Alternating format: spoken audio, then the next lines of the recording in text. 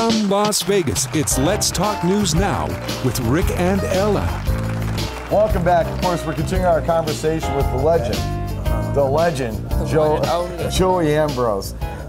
Joey, when we were, just before the break, we were talking about that ever-famous song with Happy Days, one of Bill Haley and the Comets' largest hits, Rock Around the Clock. You were saying you were going to get a chance to tell us, how did that happen? How did that get in the movie? How did all that transpire? Well, it happened, like I said, we had that record, Crazy Man Crazy. It was a hit in Philadelphia.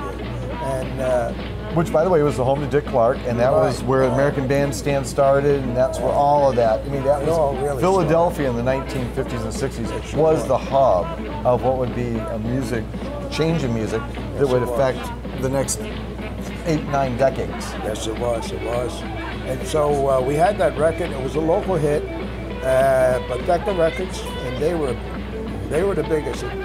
Milt Gabler, who was the best A&R man in the world, I guess, at that time. And he heard our record of Crazy Man Crazy. He said, you know, these guys got something nobody else was doing. And the kids at that age, they were looking for their own identity. They were starting to comb their hair different, go to drive-in movies, and so things were changing, you know. I remember my first haircut where I had bangs on. Yeah. And the nuns. The nuns were like, at school were like, yeah, you know. What have you done, sir? Did you see his face? It was like, that was a memory. Oh, that was a memory, yeah. I think I still have scars on my knuckles. No, just kidding. Well, that's what was, you know, kids were looking for their own identity. Yeah. Sure. It was not too long after the Second World War. It was only 8 years, you know, something. And so they needed something to call their, you know, so they were tired of listening to How Much Is That Doggy in the Window. They had nothing going. So when they heard, when we recorded Rock Around the Clock, we went to New York and recorded it, and everything went pretty well on the session with Milt Gabler. And actually, it wasn't the A side of the recording. It wasn't? No, the other side, called 13 Women, was supposedly the A side of this recording. So we never heard this song before. When we got to the studio, they threw this song at it, and they said, okay, get an arrangement and see what you can do with this. So here we are, the first record session, and we're kind of nervous anyway. And we have to get an arrangement on this new song we never heard. Well, we did. So it only left about 20 minutes left out of the session to do the rest of it. Well, I was lucky the night before we happened to be at Bill Haley's house rehearsing for this new song we were going to do. See, so we did it and we recorded it, but the first time it didn't turn out too well. So they said, okay, do it again, you know. Right. So we recorded it the second time, and well, it just caught a groove. You know, everybody played their part right. Nobody made mistakes, and we got the sound just perfect, and it was great. And we said, well, after hearing it on the playback. Oh boy, we said, oh man. So they released it about maybe a month later, and it didn't do anything. It just laid there. Nobody played it because it was the B side. So they were playing the other side. So 13 Women. So nobody heard it. See.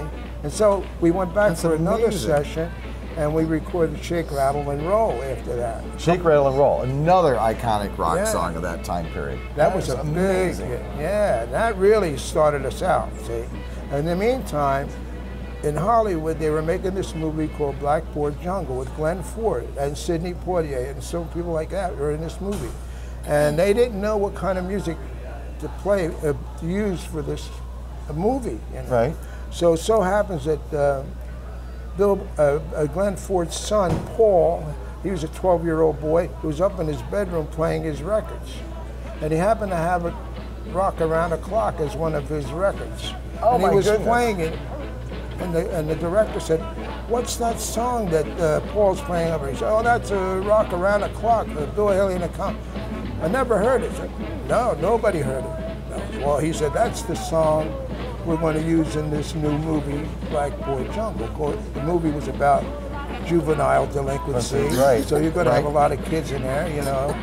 Well, they released it in the movie, and the first thing you know, the kids, when they heard this music come on the beginning of the film, they started dancing in the aisle.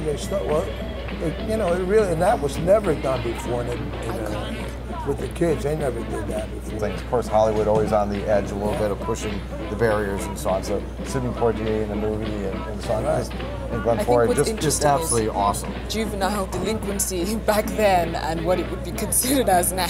Two totally different things. Two totally different things. Right, you said it. Joey, I want to thank you for taking the time and sharing things with us.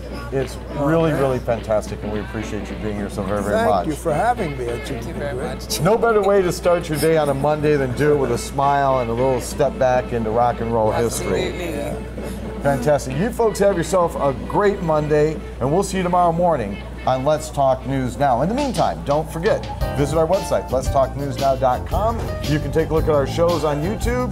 You can follow us on Facebook, follow us on Twitter, like us on Facebook, and don't forget about Ella's blog, Ella Chatting. It's always good for another smile in the middle of the day. We'll see you tomorrow.